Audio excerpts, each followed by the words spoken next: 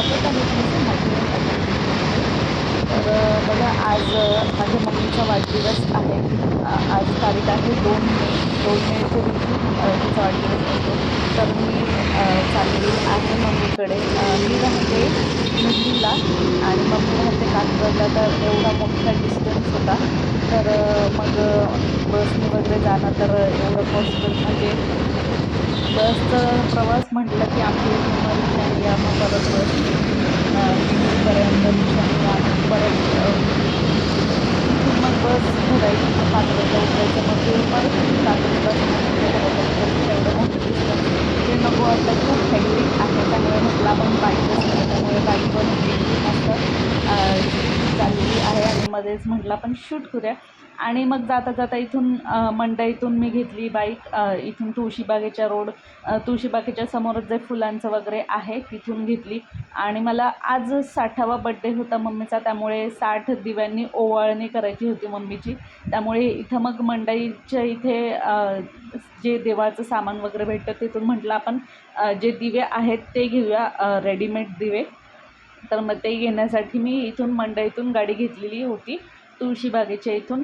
आणि मग इथे एक छोटंसं शॉप आहे, समोर दिसत असेल तुम्हाला. तर तिथून मी जे रेडीमेड दिवे आहेत, बाईक पार्क केली इथे रोडलाच. ती मला भीती होती की अचानक कोण गाडी आली उचलायला वगैरे तर काय, पण पार्क केली, थोडंसं धाडस केलं आणि पार्क केली गाडी. आणि समोर इथे गायत्री सुगंधी दिसत असेल तुम्हाला, तर तिथून मी दिवे घेतले. किती दिवे येतो यात? थँक्यू भाऊ. 30 आहेत का? चांगला कापूर आहे ना दादा? 60 वाले नाही आहेत? एक पाहिजे 60 वाला.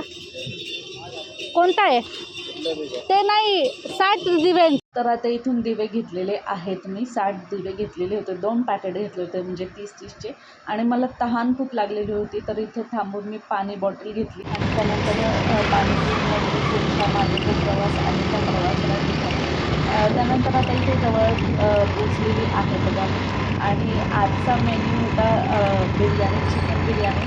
आणि व्हेज म्हणजे माझी मामी आहे आणि व्हेज आम्ही व्हेजिटेरियन आहोत. त्यासाठी आमच्यासाठी पण मटण पाहिजे असं मेन्यू ठरवलेला होता आणि भाजी डाळ वगैरे.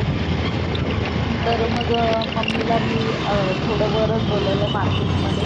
म्हटलं आपण बाहेरच्या बाहेरच सामान घेऊन मग डिरेक्टली घरी जाऊया.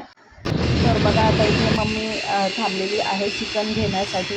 आणि मग बाकीचे जे सामान होतं ते मी स्वतः दुसऱ्या दुकानात जाऊन आणलेलं होतं. सगळं सामान घेऊन आता पोचलेलो आहोत दोघे घरी. तर चला आता घरी जाऊया आणि मग बाकीची तयारी पण करायची आहे. म्हणजे आता बिर्याणी बनवायची आहे, त्यामुळे तयारी तर भरपूर करावी लागते. त्यासाठी आता आराम नाही. आता बाकीचं जे रेडी आहे बिर्याणीसाठीचं ते दोघी पण सुरू करणार.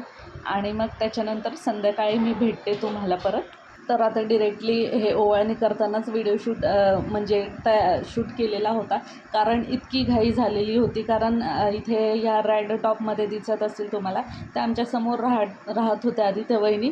तर ते दुसरीकडे गेल्या आहेत राहायला. तर त्या आल्या होत्या आणायचे. तर त्यांना बाहेर लांब जायचं होतं वाघोलीला. तर त्यांच्यासाठी मग घाईघाईमध्ये बर्थडे सेलिब्रेशन स्टार्ट केले आणि जास्त काही रेडी वगैरे पण झालेले नव्हते मी. आणि मग बाकीच्यांची घरच्यांची पण तुम्हाला ओळख करून द्यायची होती, पण त्यांना जायचं होतं, घाई होती, त्यामुळे घाईमध्ये सगळं स्टार्ट केलं. आणि असं ओवाळतानाच मग डिरेक्टली व्हिडिओ स्टार्ट केलेला होता. ओवाळून घेतलं आणि मग नंतर ओवाळणी केली मम्मीची, म्हणजे सगळ्यांनी ओवाळलं. आणि त्यानंतर मग आम्ही केक कटिंग केलं. तर इथे बघा बहिणीची पोरगी बसलेली आहे, वैतागून किती क्लॅप करते आहे, सेलिब्रेशन चालू. तर एवढं असं सेलिब्रेशन झालेलं होतं. काही फोटोज मी अटॅच केलेले आहेत.